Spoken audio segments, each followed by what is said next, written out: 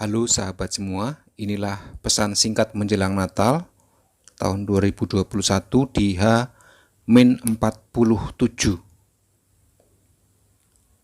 Ini masih melanjutkan kisah tentang Yusuf yang bermimpi dan menceritakan mimpinya di hadapan saudara-saudaranya dan orang tuanya, yaitu Yakub.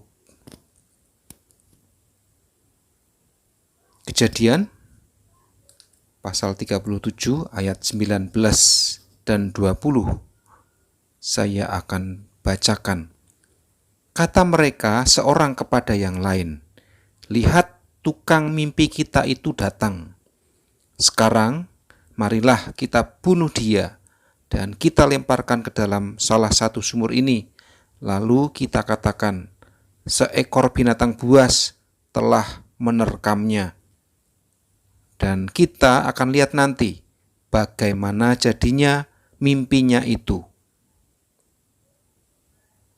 Sahabat, perasaan iri yang dibiarkan, yang dipelihara sedemikian menyebabkan saudara-saudara Yusuf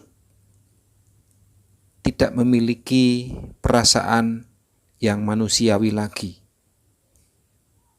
Perasaan iri yang menguasai mereka ini akhirnya menimbulkan kesepakatan di antara mereka untuk membunuh Yusuf.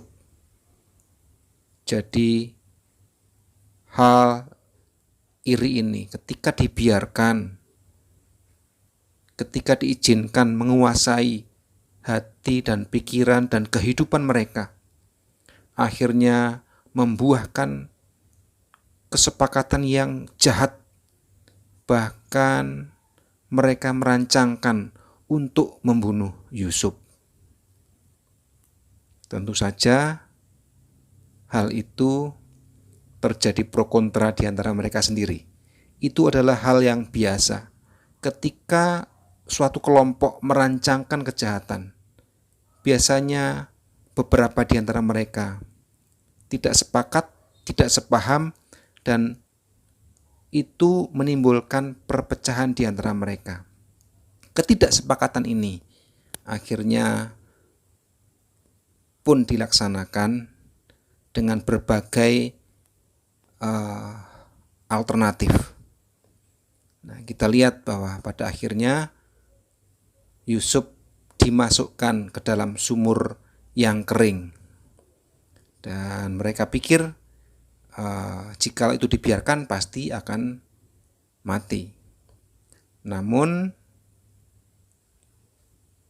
Ruben yang menyarankan supaya Yusuf dimasukkan ke dalam sumur punya rencana untuk menyelamatkan Yusuf dan membawa kepada Yakub ayahnya.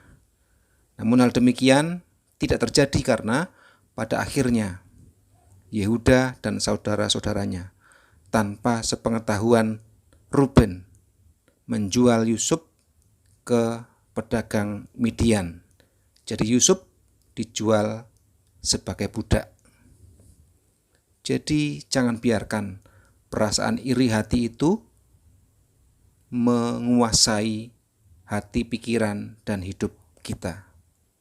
Sahabat, kalau kita perhatikan, mereka ini adalah cikal bakal bangsa Israel. Yakub yang juga disebut Israel dengan ke-12 anaknya, merekalah yang menjadi cikal bakal bangsa Israel yang ada hingga saat ini.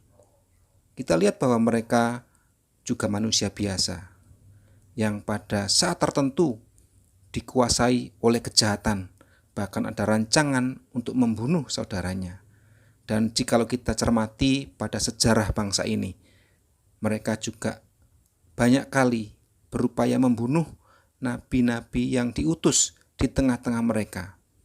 Ada banyak nabi keturunan Israel dan bahkan sampai juru selamat pun dibunuhnya.